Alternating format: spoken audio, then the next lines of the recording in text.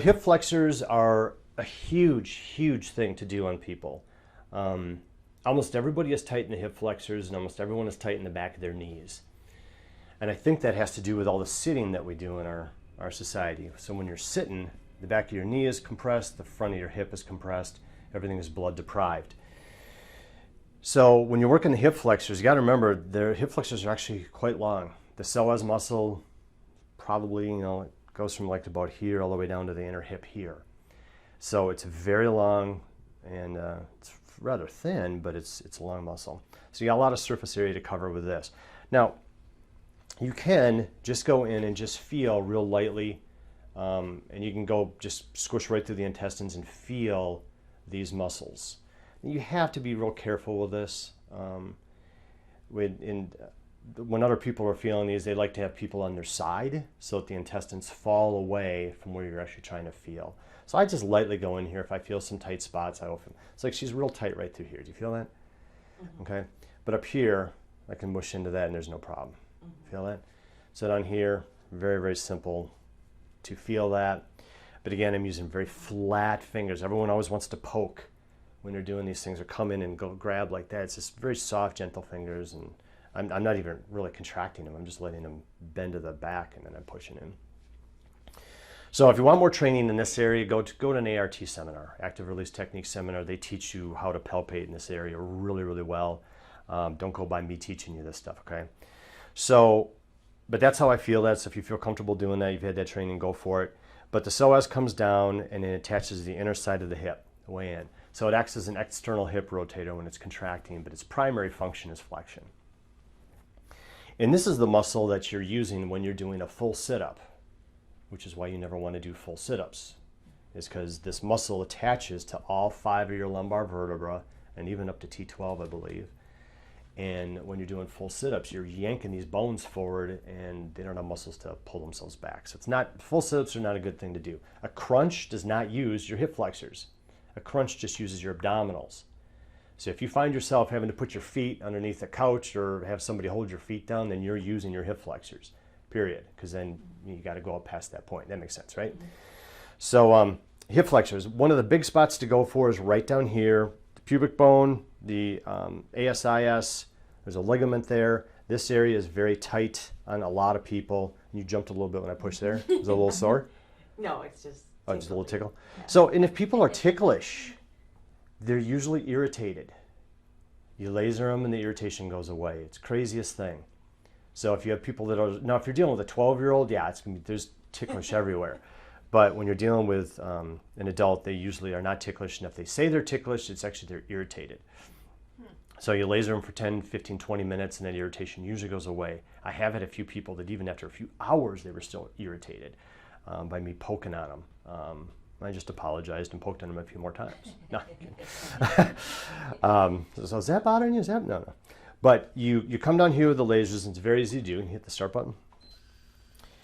Now you can use all three at one side. And if, let's say she was having a lot of pain in her left low back, her right side was fine. Well, I'd probably just do the left side because the left side's cranking forward on her and her low back has to try to crank back to fight.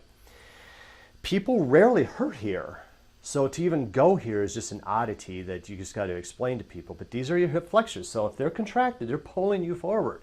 Well, nobody wants to walk around like this, okay? So they want to stand up straight, so they use their back muscles to contract to pull them up. Well, they feel it back there. So this is a one key area for low back.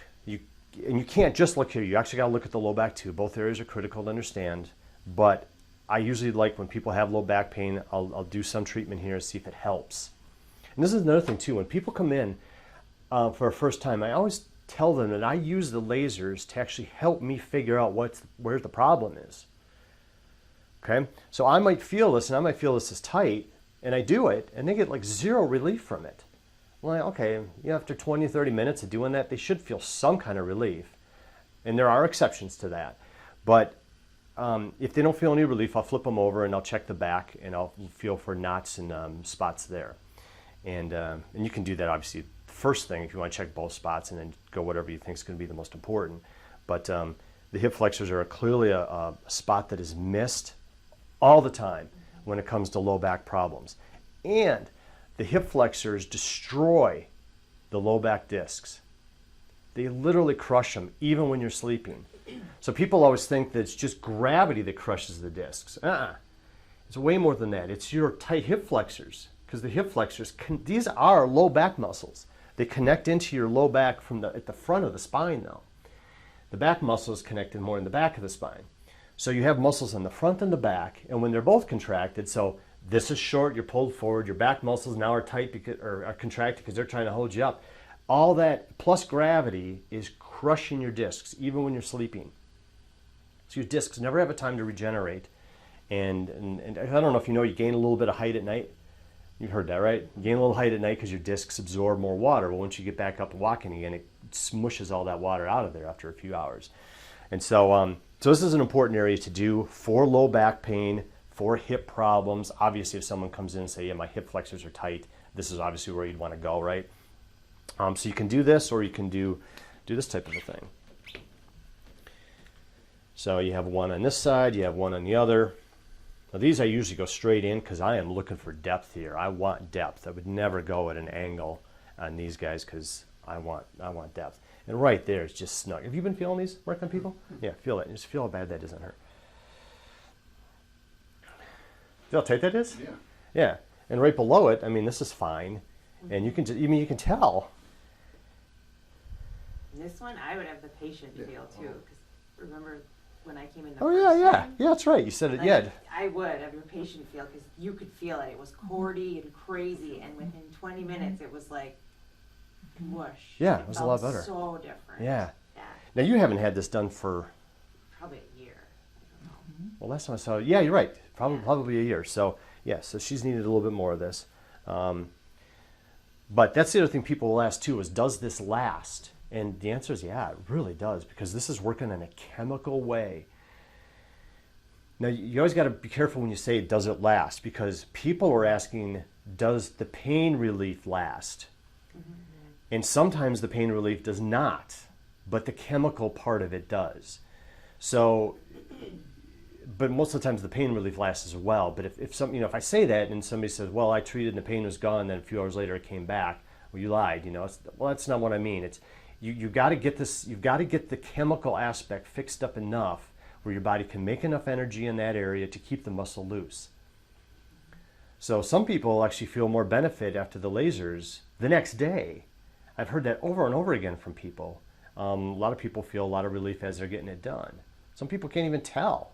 It rarely happens, but some people can't tell until the next day that anything happened with the lasers. And then if you don't prove to the people, to patients that the lasers are doing anything, if you can't show them within a few visits, they're just going to give up on it. It's just human nature. Unless you have really good rapport with the person, stuff like that, you're just going to have a hard time convincing that person to do more. And I can't blame them. But the lasers sometimes take a lot more than 2 visits to really start seeing the change, especially with really, really chronic problems. Plantar fasciitis is an example of that. Chronic low back pain too. Sometimes people don't feel a big change right away.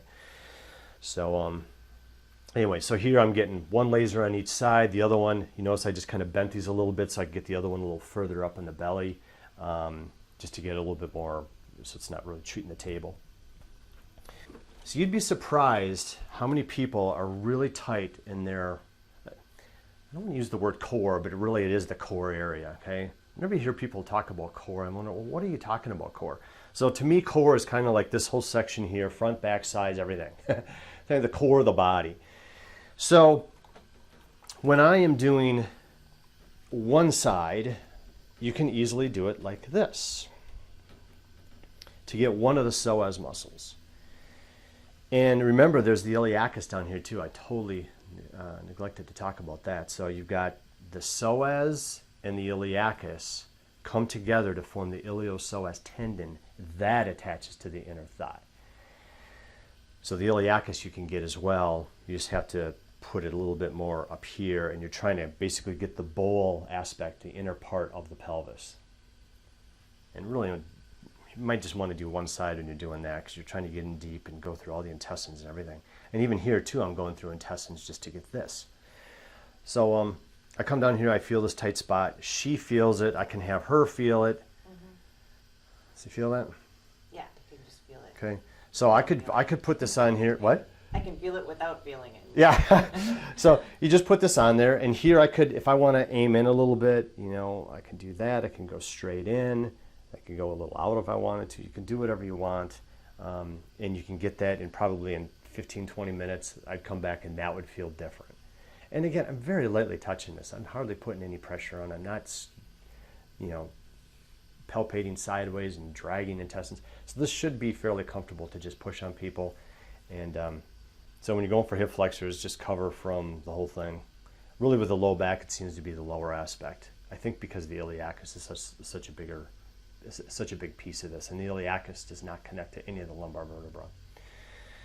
But with women that have digestive issues, with women that have tightness in here, with women that have had surgery, and especially C-sections, you will feel their belly, and you can feel lumps of tissue going across where they had the surgery.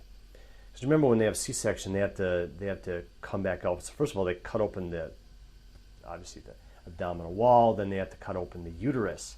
Well, then they have to restitch the uterus, and then they have to restitch the abdominal wall in multiple layers.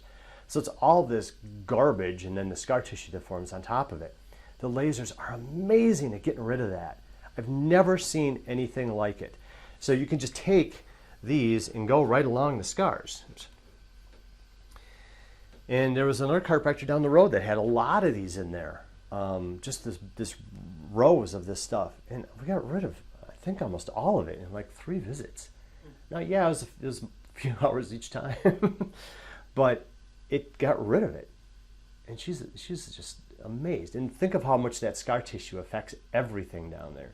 And then if you start talking about the meridian lines in acupuncture, how that scar tissue affects that.